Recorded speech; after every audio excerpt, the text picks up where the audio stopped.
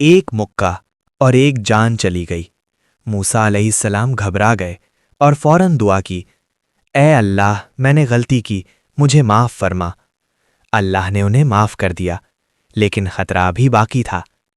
اگلے دن وہی اسرائیلی پھر لڑائی میں تھا۔ موسیٰ علیہ السلام نے اسے روکنا چاہا تو اس نے کہا، کیا تم مجھے بھی مار دو گے جیسے کل ایک شخص کو مارا تھا؟ یہ بات پھیل گئی اور خبر فرعون تک پہنچ گئی۔ اب موسیٰ علیہ السلام کی جان خطرے میں تھی۔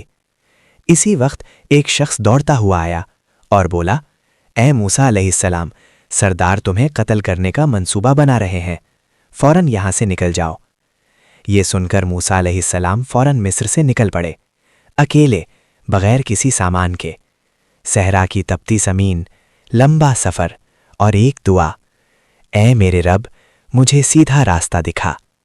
آگے کیا ہوگا دیکھیں پارٹ 4۔